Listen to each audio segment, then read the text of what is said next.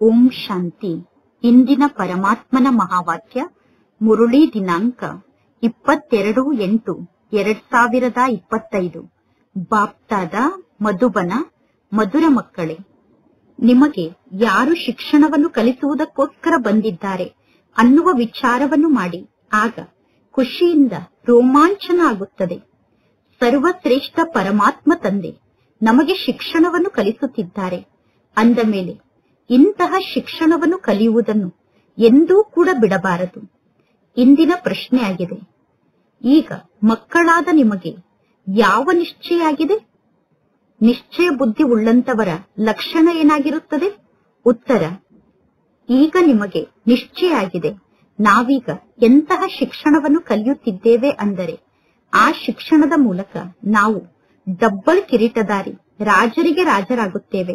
ಸ್ವಯಂ ಭಗವಂತ ತಂದೆ ನಮಗೆ ಶಿಕ್ಷಣವನ್ನು ಕಲಿಸಿ ನಮ್ಮನ್ನು ವಿಶ್ವಕ್ಕೆ ಮಾಲೀಕರನ್ನಾಗಿ ಮಾಡುತ್ತಿದ್ದಾರೆ. ಈಗ ನಾವು ಅಂತಹ ಪರಮಾತ್ಮ ತಂದೆಗೆ ಮಕ್ಕಳಾಗಿದ್ದೇವೆ ಅಂದ ಮೇಲೆ ಇದೇ ಶಿಕ್ಷಣವನ್ನು ಕಲಿಯುವ ಮಾತಿನಲ್ಲಿ ತೊಡಗಿಬಿಡಬೇಕು. ಹೇಗೆ ಸಣ್ಣ ಮಕ್ಕಳು ತಮ್ಮ ತಂದೆ ತಾಯಿಯನ್ನು ಬಿಟ್ಟು ಬೇರೆ ಯಾರ ಬಳಿಯೂ ಹೋಗುವುದಿಲ್ಲ, ಅದೇ ರೀತಿ ನಿಮಗೆ ಬೇಹದ್ದಿನ ತಂದೆ ಸಿಕ್ಕಿದ್ದಾರೆ ಅಂದ ಮೇಲೆ ನಿಮಗೂ ಕೂಡ ಬೇರೆ ಯಾರು ಇಷ್ಟ ಆಗಬಾರದು. ಒಬ್ಬ ತಂದೆಯ ನೆನಪೇ ಇರಬೇಕು. ಇಂದಿನ ಗೀತೆಯಾಗಿದೆ, ಇಂದು ಯಾರು ಬಂದರು ಬೆಳಗ್ಗೆ ಬೆಳಗ್ಗೆ ನನ್ನ ಮನಸ್ಸಿನ ಬಾಗಿಲಿಗೆ. ಓಂ ಶಾಂತಿ. ಮಧುರಾತಿ ಮಧುರ ಮಕ್ಕಳು, ಗೀತೆಯನ್ನು ಕೇಳಿದಿರಿ. ಯಾರು ಬಂದಿದ್ದಾರೆ ಮತ್ತು ಯಾರು ಶಿಕ್ಷಣವನ್ನು ಕಲಿಸುತ್ತಿದ್ದಾರೆ ಅನ್ನುವುದು ಅರ್ಥ ಮಾಡಿಕೊಳ್ಳುವಂತಹ ಜ್ಞಾನದ ಮಾತಾಗಿದೆ. ಕೆಲವರು ಬಹಳಷ್ಟು ಬುದ್ಧಿವಂತರಾಗಿರುತ್ತಾರೆ, ಕೆಲವರು ಕಡಿಮೆ ಬುದ್ಧಿವಂತರಾಗಿರುತ್ತಾರೆ. ಯಾರು ಬಹಳ ಚೆನ್ನಾಗಿ ಶಿಕ್ಷಣವನ್ನು ಕಲಿತಿದ್ದಾರೋ, ಚೆನ್ನಾಗಿ ಓದಿ ವಿದ್ಯಾವಂತರಾಗಿದ್ದಾರೋ ಅವರಿಗೆ ಬಹಳಷ್ಟು ಬುದ್ಧಿವಂತರು ಎಂದು ಕರೆಯಲಾಗುತ್ತದೆ. ಶಾಸ್ತ್ರ ಮುಂತಾದದ್ದನ್ನು ಯಾರೆಲ್ಲ ಓದಿರುತ್ತಾರೋ, ಬರೆದಿರುತ್ತಾರೋ, ಕಲಿತಿರುತ್ತಾರೋ ಅಂತವರಿಗೆ ಬಹಳಷ್ಟು ಗೌರವ ಇರುತ್ತದೆ. ಕಡಿಮೆ ಶಿಕ್ಷಣವನ್ನು ಕಲಿತಿರುವಂತವರಿಗೆ ಕಡಿಮೆ ಗೌರವ ಪ್ರಾಪ್ತಿಯಾಗುತ್ತದೆ. ನಮಗೆ ಶಿಕ್ಷಣವನ್ನು ಕಲಿಸುವುದಕ್ಕೋಸ್ಕರ ಯಾರು ಬಂದಿದ್ದಾರೆ ಅನ್ನುವ ಗೀತೆಯ ಶಬ್ದವನ್ನು ಕೇಳಿದಿರಿ. ಶಿಕ್ಷಣವನ್ನು ಕಲಿಸಲು ಟೀಚರ್ ಬರುತ್ತಾರೆ ತಾನೆ? ಶಾಲೆಯಲ್ಲಿ ಶಿಕ್ಷಣವನ್ನು ಕಲಿಯುತ್ತಿರುವಂತಹ ವಿದ್ಯಾರ್ಥಿಗಳಿಗೆ ಗೊತ್ತಿರುತ್ತದೆ ಈಗ ಟೀಚರ್ ಬಂದರು ಎಂದು. ಇಲ್ಲಿ ಶಿಕ್ಷಣವನ್ನು ಕಲಿಸಲು ಯಾರು ಬಂದಿದ್ದಾರೆ, ಶಿಕ್ಷಣವನ್ನು ಕಲಿಸುವುದಕ್ಕೋಸ್ಕರ ಯಾರು ಬಂದಿದ್ದಾರೆ ಅನ್ನುವ ಮಾತನ್ನು ನೆನಪು ಮಾಡಿಕೊಂಡ ತಕ್ಷಣ ನಿಮಗೆ ರೋಮಾಂಚನ ಆಗಬೇಕು. ಸರ್ವಶ್ರೇಷ್ಠ ತಂದೆಯಾದ ಪರಮಾತ್ಮ ತಂದೆ ಪುನಃ ಬಂದು ನಮಗೆ ಶಿಕ್ಷಣವನ್ನು ಕಲಿಸುತ್ತಿದ್ದಾರೆ ಅನ್ನುವ ಮಾತು ಅರ್ಥ ಮಾಡಿಕೊಳ್ಳುವಂತಹ ಮಾತಾಗಿದೆ. ಇದು ಅದೃಷ್ಟದ ಮಾತಾಗಿದೆ. ಇಲ್ಲಿ ನಮಗೆ ಯಾರು ಶಿಕ್ಷಣವನ್ನು ಕಲಿಸುತ್ತಿದ್ದಾರೆ? ಭಗವಂತ ತಂದೆ ಶಿಕ್ಷಣವನ್ನು ಕಲಿಸುತ್ತಿದ್ದಾರೆ. ಸ್ವಯಂ ಭಗವಂತ ತಂದೆ ಬಂದು ಶಿಕ್ಷಣವನ್ನು ಕಲಿಸುತ್ತಾರೆ. ಬುದ್ಧಿ ಹೇಳುತ್ತದೆ, ಬಲೆ ಯಾರು ಎಷ್ಟು ದೊಡ್ಡ ಶಿಕ್ಷಣವನ್ನು ಬೇಕಾದರೂ ಕಲಿಯುತ್ತಿರಬಹುದು, ಆದರೆ ತಕ್ಷಣ ಆ ಲೌಕಿಕ ಶಿಕ್ಷಣವನ್ನು ಕಲಿಯುವುದನ್ನು ಬಿಟ್ಟು ಬಂದು ಭಗವಂತ ತಂದೆಯ ಮೂಲಕ ಜ್ಞಾನದ ಶಿಕ್ಷಣವನ್ನು ಕಲಿಯಬೇಕು. 1 ಸೆಕೆಂಡ್ನಲ್ಲಿ ಎಲ್ಲವನ್ನೂ ತ್ಯಾಗ ಮಾಡಿ ಪರಮಾತ್ಮ ತಂದೆಯ ಬಳಿ ಶಿಕ್ಷಣವನ್ನು ಕಲಿಯುವುದಕ್ಕೋಸ್ಕರ ಬರಬೇಕು. ಪರಮಾತ್ಮ ತಂದೆ ತಿಳಿಸಿದ್ದಾರೆ, ಈಗ ನೀವು ಪುರುಷೋತ್ತಮ ಸಂಗಮ ಯುಗದ ನಿವಾಸಿಗಳಾಗಿದ್ದೀರಾ. ಈ ಲಕ್ಷ್ಮೀನಾರಾಯಣರು ಉತ್ತಮರಿಗಿಂತ ಉತ್ತಮ ಪುರುಷರಾಗಿದ್ದಾರೆ. ಜಗತ್ತಿನಲ್ಲಿ ಬೇರೆ ಯಾರಿಗೂ ಕೂಡ ಯಾವ ಶಿಕ್ಷಣವನ್ನು ಕಲಿತು ಲಕ್ಷ್ಮೀನಾರಾಯಣರು ಇಂತಹ ಶ್ರೇಷ್ಠ ಲಕ್ಷ್ಮೀನಾರಾಯಣರ ಪದವಿಯನ್ನು ಪಡೆದುಕೊಂಡಿದ್ದಾರೆ ಅನ್ನುವುದು ಗೊತ್ತಿಲ್ಲ. ನೀವೀಗ ಪದವಿಯನ್ನು ಪಡೆದುಕೊಳ್ಳುವುದಕ್ಕೋಸ್ಕರ ಶಿಕ್ಷಣವನ್ನು ಕಲಿಯುತ್ತಿದ್ದೀರಾ. ಯಾರು ಶಿಕ್ಷಣವನ್ನು ಕಲಿಸುತ್ತಿದ್ದಾರೆ? ಭಗವಂತ ತಂದೆ ಶಿಕ್ಷಣವನ್ನು ಕಲಿಸುತ್ತಿದ್ದಾರೆ ಅಂದ ಮೇಲೆ ಉಳಿದ ಎಲ್ಲಾ ಪ್ರಕಾರದ ಶಿಕ್ಷಣವನ್ನು ಕಲಿಯುವುದನ್ನು ಬಿಟ್ಟು ಬಂದು ಈ ಜ್ಞಾನದ ಶಿಕ್ಷಣವನ್ನು ಕಲಿಯುವುದರಲ್ಲಿ ತೊಡಗಿಬಿಡಬೇಕು. ಏಕೆಂದರೆ ಭಗವಂತ ತಂದೆ ಕಲ್ಪದ ನಂತರ ಒಮ್ಮೆ ಮಾತ್ರ ಈ ಸೃಷ್ಟಿಗೆ ಬರುತ್ತಾರೆ. ಕಲ್ಪದಲ್ಲಿ ಒಮ್ಮೆ ಮಾತ್ರ ಪರಮಾತ್ಮ ತಂದೆ ಈ ಸೃಷ್ಟಿಗೆ ಬರುತ್ತಾರೆ. ಪರಮಾತ್ಮ ತಂದೆ ತಿಳಿಸುತ್ತಾರೆ, ನಾನು ಪ್ರತಿ 5000 ವರ್ಷದ ನಂತರ ನಿಮಗೆ ಶಿಕ್ಷಣವನ್ನು ಕಲಿಸುವುದಕ್ಕೋಸ್ಕರ ನಿಮ್ಮ ಸಮ್ಮುಖಕ್ಕೆ ಬರುತ್ತೇನೆ. ಇದು ಆಶ್ಚರ್ಯದ ಮಾತಾಗಿದೆ ತಾನೆ? ಭಗವಂತ ತಂದೆ ನಮಗೆ ಶಿಕ್ಷಣವನ್ನು ಕಲಿಸುತ್ತಿದ್ದಾರೆ. ಇಂತಹ ಶ್ರೇಷ್ಠ ದೇವತಾ ಪದವಿಯನ್ನು ಪ್ರಾಪ್ತಿ ಮಾಡಿಸಲು ಭಗವಂತ ತಂದೆ ನಮಗೆ ಶಿಕ್ಷಣವನ್ನು ಕಲಿಸುತ್ತಿದ್ದಾರೆ ಅನ್ನುವುದು ಗೊತ್ತಿದ್ದರೂ ಕೂಡ ಮಕ್ಕಳು ಶಿಕ್ಷಣವನ್ನು ಕಲಿಯುವುದೇ ಇಲ್ಲ. ಅಂದ ಮೇಲೆ ಪರಮಾತ್ಮ ತಂದೆ ತಿಳಿಸುತ್ತಾರೆ, ಇವರು ಬುದ್ಧಿವಂತರಲ್ಲ. ಪರಮಾತ್ಮ ತಂದೆ ಕಲಿಸುತ್ತಿರುವಂತಹ ಶಿಕ್ಷಣದ ಬಗ್ಗೆ ಮಕ್ಕಳು ಸಂಪೂರ್ಣ ಗಮನವನ್ನು ಕೊಡುತ್ತಿಲ್ಲ. ಪರಮಾತ್ಮ ತಂದೆಯನ್ನೇ ಮರೆತು ಬಿಡುತ್ತಾರೆ. ನೀವೀಗ ಹೇಳುತ್ತೀರಾ, ಬಾಬಾ ನಾವು ನಿಮ್ಮನ್ನು ಮರೆತು ಬಿಡುತ್ತೇವೆ ಎಂದು. ಟೀಚರ್ ಅನ್ನು ಎಂದಾದರೂ ಮರೆಯುತ್ತಾರೇನು? ಇದು ಮಾಯೆಯ ಬಿರುಗಾಳಿಯಾಗಿದೆ. ಆದರೆ ಶಿಕ್ಷಣವನ್ನು ಕಲಿಯಲೇಬೇಕು. ಬುದ್ಧಿ ಹೇಳುತ್ತದೆ, ಭಗವಂತ ತಂದೆ ಶಿಕ್ಷಣವನ್ನು ಕಲಿಸುತ್ತಿದ್ದಾರೆ ಅಂದ ಮೇಲೆ ತಕ್ಷಣ ಶಿಕ್ಷಣವನ್ನು ಕಲಿಯಲು ತೊಡಗಿಬಿಡಬೇಕು. ಸಣ್ಣ ಮಕ್ಕಳೂ ಕೂಡ ಶಿಕ್ಷಣವನ್ನು ಕಲಿಯಬೇಕಾಗುತ್ತದೆ. ಎಲ್ಲರ ತನುವಿನಲ್ಲಿ ಆತ್ಮ ಅಂತೂ ಇದೆ ತಾನೆ, ಇನ್ನು ಶರೀರ ಸಣ್ಣದೂ ದೊಡ್ಡದೂ ಆಗುತ್ತದೆ. ಆತ್ಮ ಹೇಳುತ್ತದೆ, ನಾನು ನಿಮ್ಮ ಸಣ್ಣ ಮಗು ಆಗಿದ್ದೇನೆ ಎಂದು. ಒಳ್ಳೆಯದು, ನೀವೀಗ ನನಗೆ ಮಕ್ಕಳಾಗಿದ್ದೀರಾ. ಅಂದ ಮೇಲೆ ಈ ಜ್ಞಾನದ ಶಿಕ್ಷಣವನ್ನು ಕಲಿಯಿರಿ. ನೀವು ಹಾಲನ್ನು ಕುಡಿಯುವಷ್ಟು ಸಣ್ಣ ಮಕ್ಕಳಂತೂ ಅಲ್ಲ. ಅಂದ ಮೇಲೆ ಮೊದಲು ಶಿಕ್ಷಣವನ್ನು ಕಲಿಯಬೇಕು. ಇಲ್ಲಿ ನೀವು ಶಿಕ್ಷಣದ ಕಡೆ ಬಹಳಷ್ಟು ಗಮನವನ್ನು ಕೊಡಬೇಕು. ವಿದ್ಯಾರ್ಥಿಗಳು ಸರ್ವಶ್ರೇಷ್ಠ ಟೀಚರ್ನ ಮೂಲಕ ಶಿಕ್ಷಣವನ್ನು ಕಲಿಯಲು ಇಲ್ಲಿಗೆ ಬರುತ್ತಾರೆ. ಶಿಕ್ಷಣವನ್ನು ಕಲಿಸುವುದಕ್ಕೋಸ್ಕರ ಲೌಕಿಕ ಜಗತ್ತಿನಲ್ಲೂ ಕೂಡ ಟೀಚರ್ ಅನ್ನು ಫಿಕ್ಸ್ ಮಾಡಲಾಗುತ್ತದೆ. ಇಲ್ಲಿ ಸರ್ವಶ್ರೇಷ್ಠ ಟೀಚರ್ ಇದ್ದಾರೆ ತಾನೆ. 7 ದಿನದ ಬಟ್ಟಿಯ ಬಗ್ಗೆ ಗಾಯನ ಇದೆ. ಪರಮಾತ್ಮ ತಂದೆ ತಿಳಿಸುತ್ತಾರೆ, ನೀವೀಗ ಪವಿತ್ರರಾಗಿರಿ ಮತ್ತು ತಂದೆಯಾದ ನನ್ನನ್ನು ನೆನಪು ಮಾಡಿ ದೈವಿ ಗುಣವನ್ನು ಧಾರಣೆ ಮಾಡಿಕೊಂಡರೆ ನೀವು ಈ ರೀತಿ ದೇವತೆಗಳಾಗುತ್ತೀರಾ. ಬೇಹದ್ದಿನ ತಂದೆಯನ್ನು ನೆನಪು ಮಾಡಬೇಕು. ಸಣ್ಣ ಮಕ್ಕಳು ತಂದೆ ತಾಯಿಯನ್ನು ಬಿಟ್ಟು ಬೇರೆ ಯಾರ ಬಳಿಯೂ ಹೋಗುವುದಿಲ್ಲ. ಸಣ್ಣ ಮಕ್ಕಳನ್ನು ತಂದೆ ತಾಯಿಯನ್ನು ಬಿಟ್ಟು ಬೇರೆ ಯಾರಾದರೂ ಎತ್ತಿಕೊಳ್ಳಲು ಹೋದರೆ ಆ ಮಕ್ಕಳು ತಂದೆ ತಾಯಿಯನ್ನು ಬಿಟ್ಟು ಬೇರೆ ಯಾರ ಬಳಿಯೂ ಹೋಗುವುದಿಲ್ಲ. ನೀವೀಗ ಬೇಹದ್ದಿನ ತಂದೆಗೆ ಮಕ್ಕಳಾಗಿದ್ದೀರಾ. ಅಂದ ಮೇಲೆ ನೀವು ಕೂಡ ಬೇರೆ ಯಾರನ್ನೂ ನೋಡಲು ಇಷ್ಟಪಡುವುದಿಲ್ಲ. ಬಲೆ ಅವರು ಯಾರು ಬೇಕಾದರೂ ಆಗಿರಬಹುದು. ನೀವೀಗ ಯಾರನ್ನು ನೋಡಲು ಇಷ್ಟಪಡುವುದಿಲ್ಲ. ನಿಮಗೆ ಗೊತ್ತಿದೆ, ನಾವು ಸರ್ವಶ್ರೇಷ್ಠ ಪರಮಾತ್ಮ ತಂದೆಗೆ ಮಕ್ಕಳಾಗಿದ್ದೇವೆ. ಆ ಪರಮಾತ್ಮ ತಂದೆ ನಮ್ಮನ್ನು ಡಬ್ಬಲ್ ಕಿರೀಟಧಾರಿಯನ್ನಾಗಿ ಮಾಡುತ್ತಾರೆ, ರಾಜರಿಗೆ ರಾಜರನ್ನಾಗಿ ಮಾಡುತ್ತಾರೆ.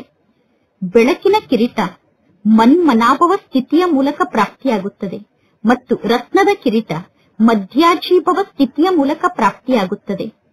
ಪರಮಾತ್ಮ ತಂದೆ ಈ ಶಿಕ್ಷಣವನ್ನು ಕಲಿಸಿ ನಮ್ಮನ್ನು ವಿಶ್ವಕ್ಕೆ ಮಾಲೀಕರನ್ನಾಗಿ ಮಾಡುತ್ತಾರೆ.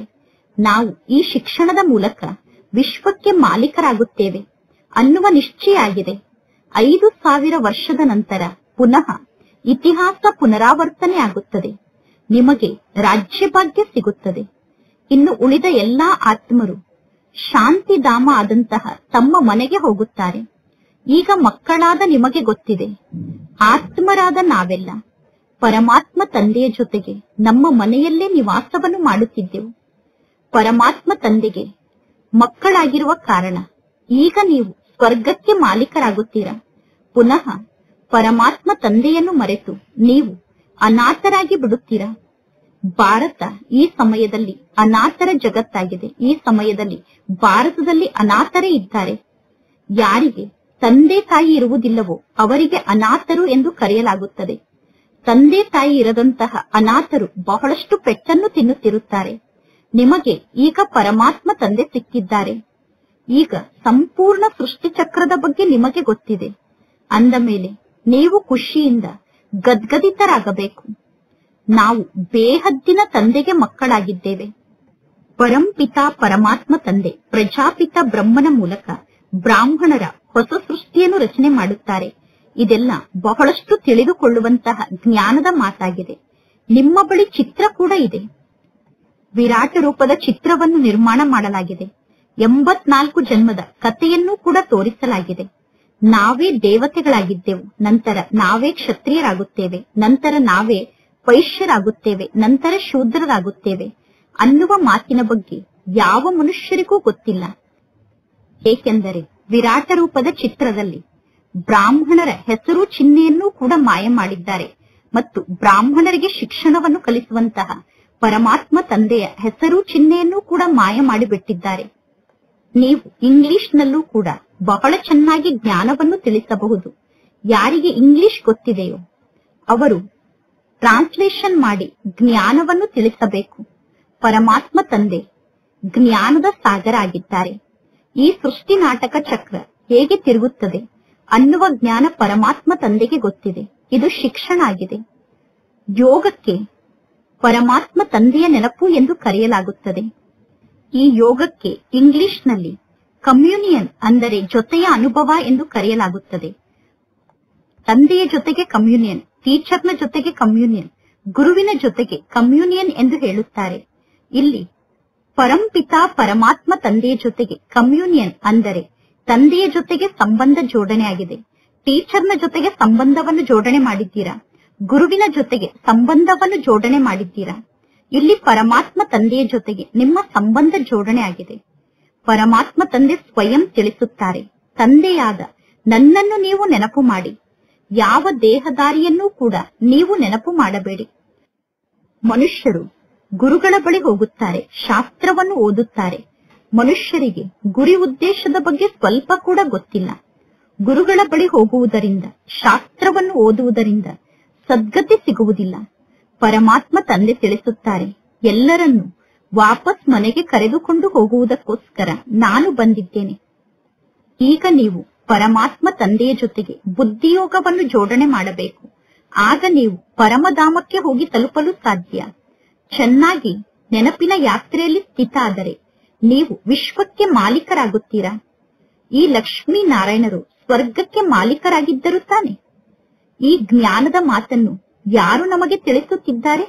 ಭಗವಂತ ತಂದೆಗೆ ಜ್ಞಾನದ ಸಾಗರ ಎಂದು ಕರೆಯಲಾಗುತ್ತದೆ. ಮನುಷ್ಯರು ಪುನಃ ಪರಮಾತ್ಮ ಅಂತರ್ಯಾಮಿಯಾಗಿದ್ದಾರೆ ಎಂದು ಹೇಳುತ್ತಾರೆ. ವಾಸ್ತವದಲ್ಲಿ ಅಂತರ್ಯಾಮಿ ಅನ್ನುವ ಶಬ್ದ ಇಲ್ಲ. ವಾಸ್ತವದಲ್ಲಿ ಆಂತರ್ಯದಲ್ಲಿ ಆತ್ಮ ಇದೆ. ಒಳಗಡೆ ಆತ್ಮ ನಿವಾಸವನ್ನು ಮಾಡುತ್ತದೆ. ಆತ್ಮ ಏನೆಲ್ಲಾ ಕಾರ್ಯವನ್ನು ಮಾಡುತ್ತದೆ ಅನ್ನುವುದು ನಿಮಗೆ ಗೊತ್ತಿದೆ. ಎಲ್ಲಾ ಮನುಷ್ಯರು ಕೂಡ ಅಂತರ್ಯಾಮಿ ಆಗಿದ್ದಾರೆ. ಆತ್ಮವೇ ಶಿಕ್ಷಣವನ್ನು ಕಲಿಯುತ್ತದೆ.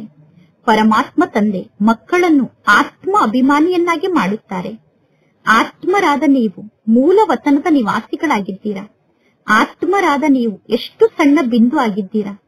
ಅನೇಕ ಬಾರಿ ಪಾತ್ರವನ್ನು ಅಭಿನಯ ಮಾಡುವುದಕ್ಕೋಸ್ಕರ ನೀವು ಈ ಸೃಷ್ಟಿಗೆ ಬಂದಿದ್ದೀರಾ. ಪರಮಾತ್ಮ ತಂದೆ ತಿಳಿಸುತ್ತಾರೆ, ನಾನು ಕೂಡ ಬಿಂದು ಆಗಿದ್ದೇನೆ. ನೀವು ನನ್ನ ಪೂಜೆಯನ್ನು ಮಾಡಲು ಸಾಧ್ಯ ಇಲ್ಲ. ನೀವು ನನ್ನ ಪೂಜೆಯನ್ನು ಏಕೆ ಮಾಡುತ್ತೀರಾ? ನನ್ನ ಪೂಜೆಯನ್ನು ಮಾಡುವ ಅವಶ್ಯಕತೆ ಇಲ್ಲ ಎಂದು ತಂದೆ ತಿಳಿಸುತ್ತಾರೆ. ನಾನು ಆತ್ಮರಾದ ನಿಮಗೆ ಶಿಕ್ಷಣವನ್ನು ಕಲಿಸುವುದಕ್ಕೋಸ್ಕರ ಈ ಸೃಷ್ಟಿಗೆ ಬರುತ್ತೇನೆ. ನಿಮಗೆ ರಾಜ್ಯ ಭಾಗ್ಯವನ್ನು ನೀಡುತ್ತೇನೆ. ನಂತರ ನೀವು ರಾವಣ ರಾಜ್ಯಕ್ಕೆ ಹೋಗುತ್ತೀರಾ. ರಾವಣ ರಾಜ್ಯಕ್ಕೆ ಹೋದಾಗ ತಂದೆಯಾದ ನನ್ನನ್ನು ನೀವು ಮರೆಯುತ್ತೀರಾ. ಮೊಟ್ಟ ಮೊದಲು ಪಾತ್ರವನ್ನು ಅಭಿನಯ ಮಾಡಲು ಆತ್ಮ ಈ ಸೃಷ್ಟಿಗೆ ಬರುತ್ತದೆ. ಮನುಷ್ಯರು ಹೇಳುತ್ತಾರೆ 84 ಲಕ್ಷ ಜನ್ಮವನ್ನು ಪಡೆದುಕೊಳ್ಳುತ್ತೇವೆ ಎಂದು. ಆದರೆ ಪರಮಾತ್ಮ ತಂದೆ ತಿಳಿಸುತ್ತಾರೆ, ಹೆಚ್ಚು ಅಂದರೆ 84 ಜನ್ಮವನ್ನು ಪಡೆದುಕೊಳ್ಳುತ್ತೀರಾ. ವಿದೇಶಕ್ಕೆ ಹೋಗಿ ಈ ಜ್ಞಾನದ ಮಾತನ್ನು ನೀವು ತಿಳಿಸಿದರೆ ಅವರು ಹೇಳುತ್ತಾರೆ, ಇಂತಹ ಜ್ಞಾನದ ಶಿಕ್ಷಣದ ಬಗ್ಗೆ ನೀವು ಇಲ್ಲೇ ಕುಳಿತು ನಮಗೆ ಕಲಿಸಿ ಎಂದು. ಭಾರತದಲ್ಲಿ ಜ್ಞಾನವನ್ನು ಕೇಳಿ ನಿಮಗೆ 1000 ರೂಪಾಯಿಯನ್ನು ಕೊಡುತ್ತಿರಬಹುದು. ನಾವು ನಿಮಗೆ ಇಲ್ಲಿ 10,000 ಅಥವಾ 20,000 ರೂಪಾಯಿಯನ್ನು ಕೊಡುತ್ತೇವೆ. ನಮಗೆ ಇಲ್ಲೇ ಕುಳಿತು ಈ ಜ್ಞಾನವನ್ನು ತಿಳಿಸಿ ಎಂದು ವಿದೇಶದವರು ಹೇಳುತ್ತಾರೆ. ಪರಮಾತ್ಮ ತಂದೆ ಆತ್ಮರಾದ ನಮಗೆ ಶಿಕ್ಷಣವನ್ನು ಕಲಿಸುತ್ತಿದ್ದಾರೆ. ಆತ್ಮವೇ ಜಡ್ಜ್ ಆಗುತ್ತದೆ. ಆತ್ಮವೇ ಬೇರೆ ಬೇರೆ ಪದವಿಯನ್ನು ಪಡೆದುಕೊಳ್ಳುತ್ತದೆ. ಇನ್ನು ಎಲ್ಲಾ ಮನುಷ್ಯರು ದೇಹಾಭಿಮಾನಕ್ಕೆ ವಶ ಆಗಿದ್ದಾರೆ. ಯಾರಲ್ಲೂ ಕೂಡ ಜ್ಞಾನ ಇಲ್ಲ. ಬಲೆ ದೊಡ್ಡ ದೊಡ್ಡ ಫಿಲಾಸಫರ್ ಮುಂತಾದವರು ಬಹಳಷ್ಟು ಜನ ಇದ್ದಾರೆ. ಆದರೆ ಯಾರಿಗೂ ಕೂಡ ಈ ಜ್ಞಾನ ಗೊತ್ತಿಲ್ಲ. ಪರಮಾತ್ಮ ತಂದೆ ನಿರಾಕಾರ ತಂದೆ ಆಗಿದ್ದಾರೆ. ನಿರಾಕಾರ ಭಗವಂತ ತಂದೆ ನಮಗೆ ಶಿಕ್ಷಣವನ್ನು ಕಲಿಸುವುದಕ್ಕೋಸ್ಕರ ಬರುತ್ತಾರೆ.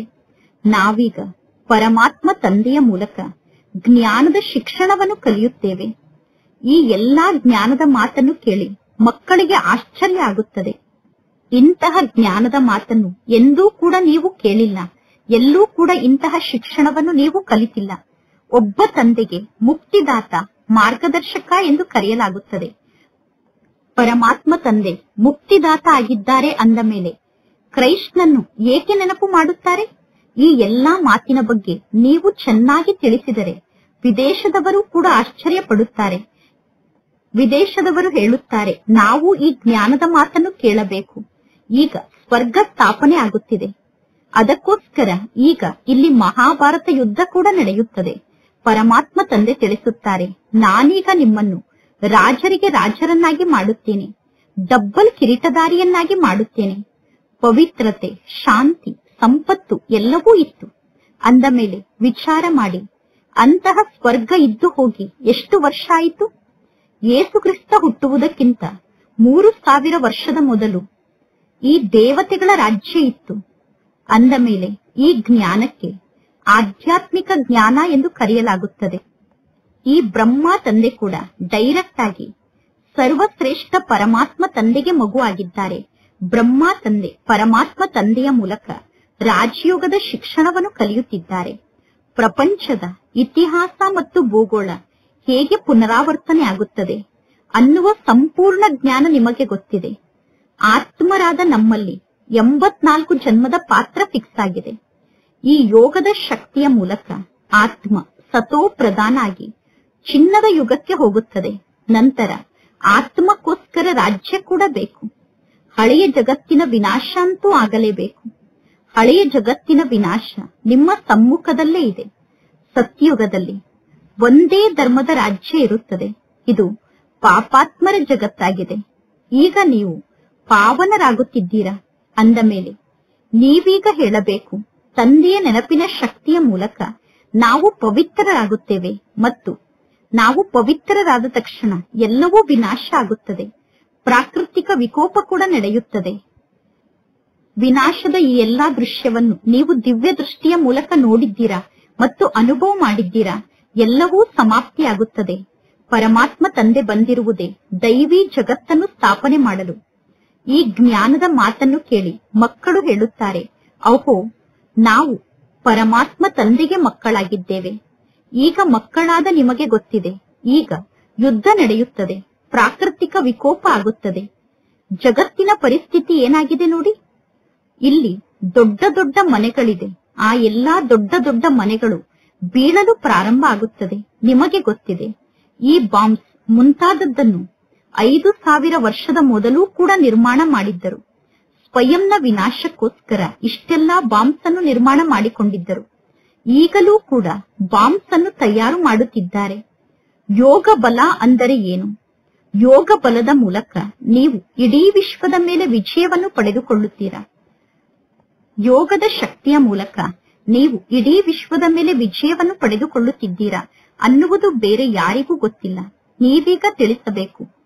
ವಿಜ್ಞಾನಿಗಳು ತಮ್ಮ ವಿಜ್ಞಾನದ ಶಕ್ತಿಯ ಮೂಲಕ ವಿನಾಶವನ್ನು ಮಾಡುತ್ತಾರೆ. ನಾವು ಪರಮಾತ್ಮ ತಂದೆಯ ಜೊತೆಗೆ ಯೋಗವನ್ನು ಜೋಡಣೆ ಮಾಡಿದ್ದೇವೆ ಅಂದ ಮೇಲೆ ಈ ಶಾಂತಿಯ ಶಕ್ತಿಯ ಮೂಲಕ ನಾವು ವಿಶ್ವದ ಮೇಲೆ ವಿಜಯವನ್ನು ಪಡೆದುಕೊಂಡು ಸತೋ ಪ್ರಧಾನರಾಗುತ್ತೇವೆ. ಪರಮಾತ್ಮ ತಂದೆ ಪತಿತ ಪಾವನ ಆಗಿದ್ದಾರೆ. ಪಾವನ ಜಗತ್ತನ್ನು ಅವಶ್ಯವಾಗಿ ಪರಮಾತ್ಮ ತಂದೆ ಸ್ಥಾಪನೆ ಮಾಡೇ ಮಾಡುತ್ತಾರೆ. ಪರಮಾತ್ಮ ತಂದೆ ಪಾವನ ಜಗತ್ತನ್ನು ಸ್ಥಾಪನೆ ಮಾಡೇ ಬಿಡುತ್ತಾರೆ. ನಾಟಕದ ಅನುಸಾರ ಪಾವನ ಜಗತ್ತು ಸ್ಥಾಪನೆ ಆಗುವುದು ಕೂಡ ಫಿಕ್ಸ್ ಆಗಿದೆ.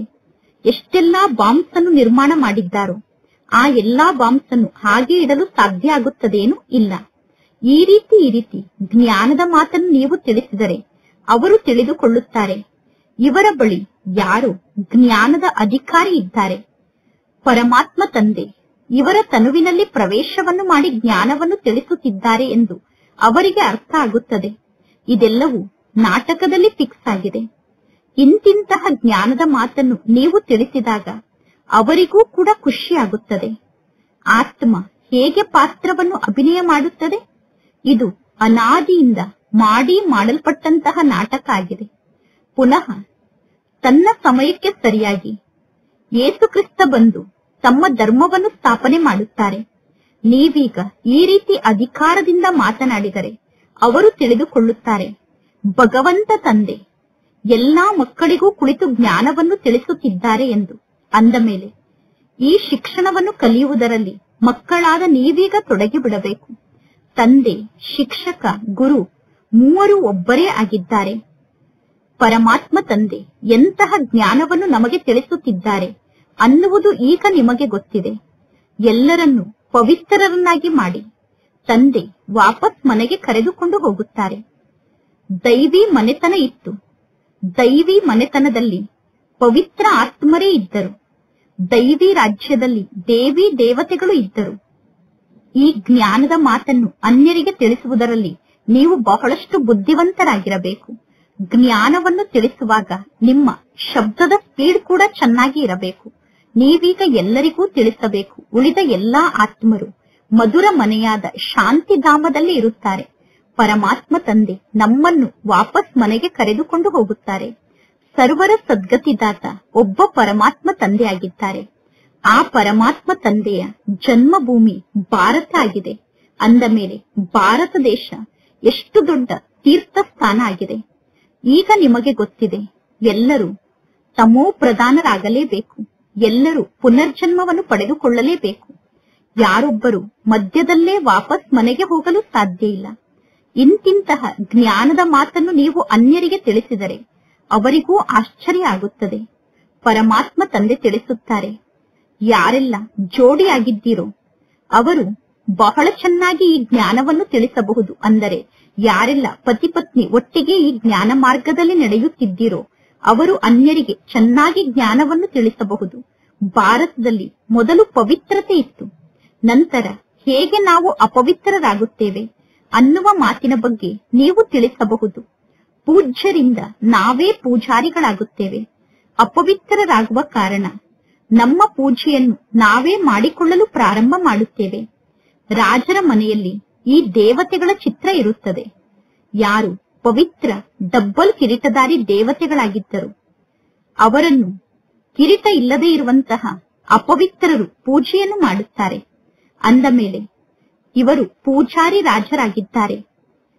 ಪೂಜಾರಿ ರಾಜರಿಗೆ ದೇವಿ ದೇವತೆಗಳು ಎಂದು ಕರೆಯುವುದಿಲ್ಲ. ಏಕೆಂದರೆ ಪೂಜಾರಿ ರಾಜರು ದೇವತೆಗಳ ಪೂಜೆಯನ್ನು ಮಾಡುತ್ತಾರೆ. ನೀವೇ ಪೂಜ್ಯರು, ನೀವೇ ಪೂಜಾರಿಗಳಾಗುತ್ತೀರಾ. ಯಾವಾಗ ನೀವು ಪತಿತರಾಗುತ್ತೀರೋ ಆಗ ರಾವಣ ರಾಜ್ಯ ಪ್ರಾರಂಭ ಆಗುತ್ತದೆ. ಈ ಸಮಯದಲ್ಲಿ ಈ ಜಗತ್ತಿನಲ್ಲಿ ರಾವಣ ರಾಜ್ಯ ಇದೆ. ಇಂತಿಂತಹ ಜ್ಞಾನದ ಮಾತಿನ ಬಗ್ಗೆ ನೀವು ಕುಳಿತು ತಿಳಿಸಿದರೆ ಅವರಿಗೆ ಪುನಃ ನೀವು ಬಹಳಷ್ಟು ಖುಷಿಯ ಅನುಭವವನ್ನು ಮಾಡಿಸಿ ತೋರಿಸುತ್ತೀರಾ. ಗಾಡಿಯಲ್ಲಿ 2 ಗಾಲಿ ಇರುತ್ತದೆ. ಯುಗಲ್ಗಳು ಅಂದರೆ ಒಂದು ಗಾಡಿಗೆ 2 ಚಕ್ರ ಆಗಿದ್ದೀರಾ ಅನ್ನುವ ಮಾತನ್ನು ಅದ್ಭುತ ರೂಪದಲ್ಲಿ ನೀವು ಮಾಡಿ ತೋರಿಸಬೇಕು. ಯುಗಲ್ ಆದಂತಹ ನಾವೇ ನಂತರ ಪೂಜ್ಯರಾಗುತ್ತೇವೆ. ನಾವು ಪವಿತ್ರತೆ, ಶಾಂತಿ, ಸಂಪತ್ತಿನ ಆಸ್ತಿಯನ್ನು ಪಡೆದುಕೊಳ್ಳುತ್ತಿದ್ದೇವೆ. ನಿಮ್ಮ ಚಿತ್ರಗಳನ್ನು ಕೂಡ ಇಲ್ಲಿ ನಿರ್ಮಾಣ ಮಾಡಲಾಗುತ್ತಿದೆ. ಇದು ಈಶ್ವರನ ಪರಿವಾರ ಆಗಿದೆ. ನೀವೆಲ್ಲರೂ ತಂದೆಗೆ ಮಕ್ಕಳಾಗಿದ್ದೀರಾ, ಮೊಮ್ಮಕ್ಕಳಾಗಿದ್ದೀರಾ. ಇಲ್ಲಿ ತಂದೆ ಮತ್ತು ಮಕ್ಕಳ ಸಂಬಂಧ ಇದೆ. ಇಲ್ಲಿ ಅಜ್ಜ ಮತ್ತು ಮೊಮ್ಮಕ್ಕಳ ಸಂಬಂಧ ಇದೆ. ಈ ಸಂಬಂಧವನ್ನು ಬಿಟ್ಟು ಬೇರೆ ಯಾವ ಸಂಬಂಧವೂ ಇಲ್ಲ. ಹೊಸ ಸೃಷ್ಟಿಗೆ ದೇವತೆಗಳ ಜಗತ್ತು ಎಂದು ಕರೆಯಲಾಗುತ್ತದೆ. ಕೆಲವರು ಮಾತ್ರ ಹೊಸ ಜಗತ್ತಿನಲ್ಲಿ ದೇವಿ ದೇವತೆಗಳಾಗುತ್ತಾರೆ. ನಂತರ ನಿಧಾನವಾಗಿ ದೇವತೆಗಳ ಸಂಖ್ಯೆ ವೃದ್ಧಿ ಆಗುತ್ತದೆ. ಈ ಜ್ಞಾನ ಎಷ್ಟೊಂದು ಅರ್ಥ ಮಾಡಿಕೊಳ್ಳುವಂತಹ ಜ್ಞಾನ ಆಗಿದೆ. ಪರಮಾತ್ಮ ತಂದೆ ತಿಳಿಸುತ್ತಾರೆ, ಈ ಬ್ರಹ್ಮ ತಂದೆ ಉದ್ಯೋಗ ವ್ಯವಹಾರದಲ್ಲಿ ರಾಜರ ಸಮಾನ ಆಗಿದ್ದರು.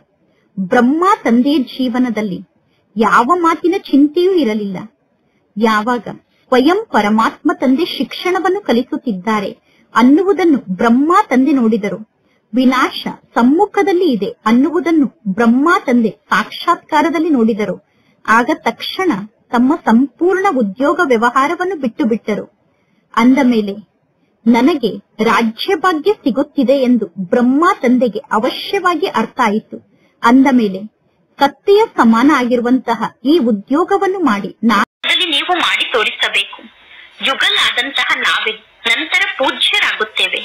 ನಾವು ಪವಿತ್ರತೆ, ಶಾಂತಿ, ಸಂಪತ್ತಿನ ಆಸ್ತಿಯನ್ನು ಪಡೆದುಕೊಳ್ಳುತ್ತಿದ್ದೇವೆ.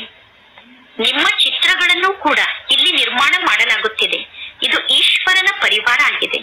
ನೀವೆಲ್ಲರೂ ತಂದೆಗೆ ಮಕ್ಕಳಾಗಿದ್ದೀರಾ, ಮೊಮ್ಮಕ್ಕಳಾಗಿದ್ದೀರಾ. ಇಲ್ಲಿ ತಂದೆ ಮತ್ತು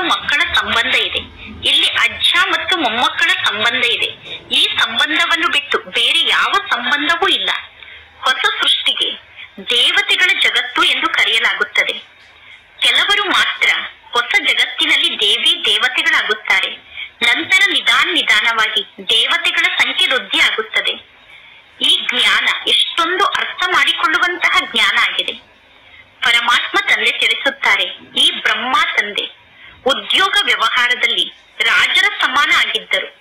ಬ್ರಹ್ಮ ತಂದೆಯ ಜೀವನದಲ್ಲಿ ಯಾವ ಮಾತಿನ ಚಿಂತೆಯೂ ಇರಲಿಲ್ಲ. ಯಾವಾಗ ಸ್ವಯಂ ಪರಮಾತ್ಮ ತಂದೆ ಶಿಕ್ಷಣವನ್ನು ಕಲಿಸುತ್ತಿದ್ದಾರೆ ಅನ್ನುವುದನ್ನು ಬ್ರಹ್ಮ ತಂದೆ ನೋಡಿದರು, ವಿನಾಶ ಸಮ್ಮುಖದಲ್ಲಿ ಇದೆ ಅನ್ನುವುದನ್ನು ಬ್ರಹ್ಮ ತಂದೆ ಸಾಕ್ಷಾತ್ಕಾರದಲ್ಲಿ ನೋಡಿದರು. ಆಗ ತಕ್ಷಣ ತಮ್ಮ ಸಂಪೂರ್ಣ ಉದ್ಯೋಗ ವ್ಯವಹಾರವನ್ನು ಬಿಟ್ಟು ಬಿಟ್ಟರು. ಅಂದ ಮೇಲೆ ನನಗೆ ರಾಜ್ಯ ಭಾಗ್ಯ ಸಿಗುತ್ತಿದೆ ಎಂದು ಬ್ರಹ್ಮ ತಂದೆಗೆ ಅವಶ್ಯವಾಗಿ ಅರ್ಥ ಆಯಿತು. ಅಂದ ಮೇಲೆ ಕತ್ತೆಯ ಸಮಾನ ಆಗಿರುವಂತಹ ಈ ಉದ್ಯೋಗವನ್ನು ಮಾಡಿ ನಾನು ಏನನ್ನು ಮಾಡಲಿ ಎಂದು ಬ್ರಹ್ಮ ತಂದೆ ವಿಚಾರವನ್ನು ಮಾಡಿದರು. ಅಂದ ಮೇಲೆ ಭಗವಂತ ತಂದೆ ಈಗ ನಮಗೆ ಶಿಕ್ಷಣವನ್ನು ಕಲಿಸುತ್ತಿದ್ದಾರೆ ಅನ್ನುವುದು ನಿಮಗೆ ಗೊತ್ತಿದೆ. ಭಗವಂತ ತಂದೆ ಶಿಕ್ಷಣವನ್ನು ಕಲಿಸುತ್ತಿದ್ದಾರೆ ಅಂದ ಮೇಲೆ ಸಂಪೂರ್ಣ ಶಿಕ್ಷಣವನ್ನು ಕಲಿಯಬೇಕು. ಪರಮಾತ್ಮ ತಂದೆಯ ಮತದಂತೆ ನಡೆಯಬೇಕು. ಪರಮಾತ್ಮ ತಂದೆ ತಿಳಿಸುತ್ತಾರೆ, ಸ್ವಯಂ ಅನ್ನು ಆತ್ಮ ಎಂದು ತಿಳಿದುಕೊಂಡು ಪರಮಾತ್ಮ ತಂದೆಯನ್ನು ನೆನಪು ಮಾಡಿ. ನೀವು ಪರಮಾತ್ಮ ತಂದೆಯ ನೆನಪನ್ನು ಮರೆತು ಬಿಡುತ್ತೀರಾ. ತಂದೆಯನ್ನು ಮರೆಯಲು ನಿಮಗೆ ನಾಚಿಕೆ ಆಗುವುದಿಲ್ಲ ಏನು?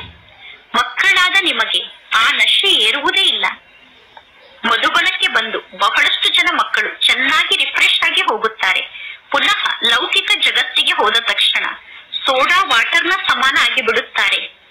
ಹೇಗೆ ಸೋಡಾ ವಾಟರ್ ಓಪನ್ ಮಾಡಿದ ತಕ್ಷಣ ಮೇಲೆ ಹಾರಿ ನಂತರ ಸಂಪೂರ್ಣ ಕೆಳಗಡೆ ಹೋಗಿ ಬಿಡುತ್ತದೆ, ಆ ರೀತಿ ಮಧುಬನಕ್ಕೆ ಬಂದಾಗ ಮಕ್ಕಳಿಗೆ ನಶೆ ಇರುತ್ತದೆ. ಹೊರಗಡೆ ಜಗತ್ತಿಗೆ ಹೋದ ತಕ್ಷಣ ಸಂಪೂರ್ಣ ನಶೆಯನ್ನು ಕಳೆದುಕೊಳ್ಳುತ್ತಾರೆ. ಈಗ ಮಕ್ಕಳಾದ ನೀವು ಹಳ್ಳಿ ಹಳ್ಳಿಗೂ ಹೋಗಿ ಸೇವೆಯನ್ನು ಮಾಡುವಂತಹ ಪುರುಷಾರ್ಥವನ್ನು ಮಾಡುತ್ತೀರಾ. ಪರಮಾತ್ಮ ತಂದೆ ತಿಳಿಸುತ್ತಾರೆ, ಆತ್ಮರಿಗೆ ತಂದೆ ಯಾರಾಗಿದ್ದಾರೆ ಅನ್ನುವ ಮಾತನ್ನು ಮೊದಲು ನೀವು ತಿಳಿಸಿ. ಭಗವಂತ ತಂದೆ ನಿರಾಕಾರ ತಂದೆಯಾಗಿದ್ದಾರೆ. ಆ ಪರಮಾತ್ಮ ತಂದೆ ಪತಿತ ಜಗತ್ತನ್ನು ಪಾವನ ಜಗತ್ತನ್ನಾಗಿ ಮಾಡುತ್ತಾರೆ. ಒಳ್ಳೆಯದು. ಮಧುರಾತಿ ಮಧುರ ಅಗಲಿ ಹೋಗಿ ಮರಳಿ ಸಿಕ್ಕಿರುವ ಮಕ್ಕಳ ಪ್ರತಿ ಮಾಸ್ಪಿತಾ ಬಾಪ್ತಾದರವರ ನೆನಪು, ಪ್ರೀತಿ ಹಾಗೂ ಸುಪ್ರಭಾತ.